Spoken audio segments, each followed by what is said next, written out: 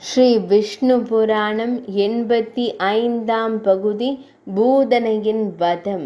இவ்வாறு கம்சனால் விடுதலை செய்யப்பட்ட வசுதேவர் விரைந்து சென்று இடையர் குலத் தலைவரான நந்தகோபனுடைய வண்டி வீட்டை அடைந்தார். தனக்கு புத்திரன் பிறந்தான் என்று மிகவும் மகிழ்ச்சியுடன் இருந்த நந்தகோபரை அவர் சந்தித்து, நந்தகோபா, பகவத் சங்கல்பத்தால் உமக்கு புத்திர சந்தானம் உண்டாயிற்றே, அது பாக்கியம், மகா பாக்கியம்.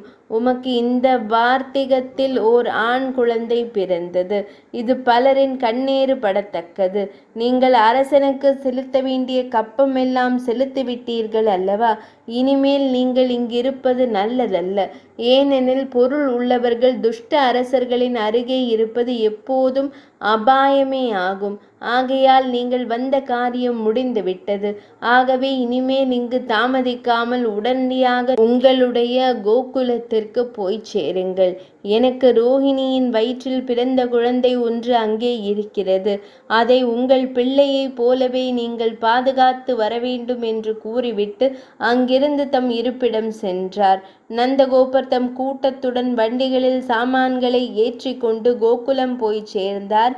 இதற்கிடையே அரக்கன் கம்சனால் ஏவப்பட்ட பூதனை என்ற அரக்கி ஒருத்தி நல்லதொரு பெண் உருவம் எடுத்து இரவிலே ஆங்காங்கே சிறு குழந்தைகளுக்கு முலைப்பால் கொடுத்து கொன்று கொண்டே கோகுலத்திற்கு வந்து நந்தகோபரின் மாளிகையில் தூங்கிக் கொண்டிருந்த அன்னை யசோதையின் குழந்தையான பாலகிருஷ்ணனை எடுத்து முலைப்பால் ஊட்டினாள்.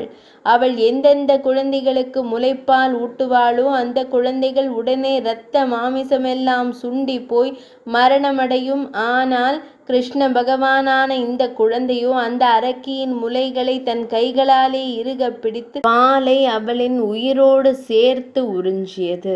அவ்வாறு உறிஞ்சியவுடன் பூதனை தன் சுபாவமான உரத்த குரலில் பேரிரைச்சலிட்டு கதறி அழுது சுயரூபத்தோடு தரையில் விழுந்து இறந்தாள். அந்த இரைச்சலை கேட்டு இடையர்கள் அனைவரும் திகைத்து எழுந்து அங்கு ஓடி வந்து பார்த்தார்கள்.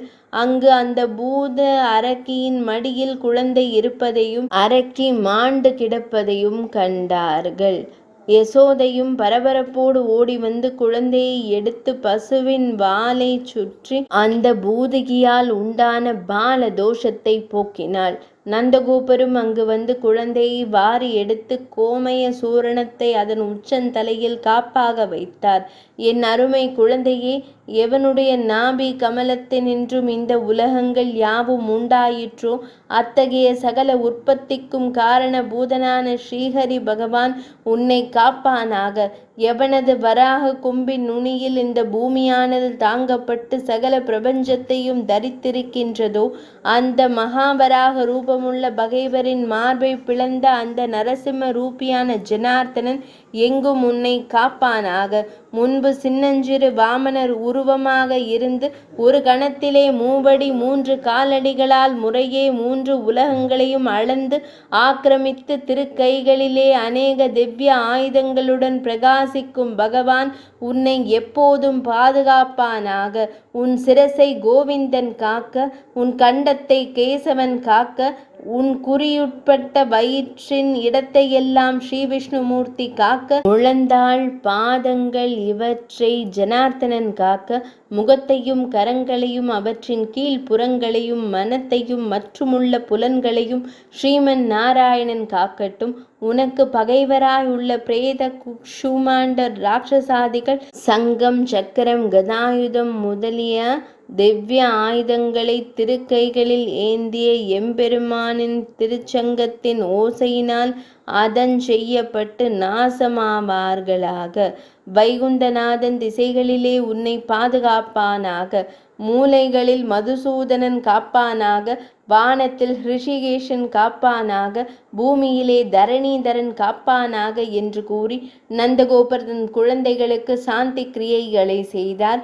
பிறகு குழந்தையை சகட்டின் கீழ்ப்புறத்தில் தொட்டிலில் வளர்த்தினார். அங்கு விழுந்து கிடக்கும் பூத அரக்கியின் பெருத்த பயங்கர உடலை கண்டு அங்கு வந்த இடையர் அனைவரும் பயந்து திகைத்து வியந்தார்கள். 85ஆம் பகுதி நிறைவடைந்தது.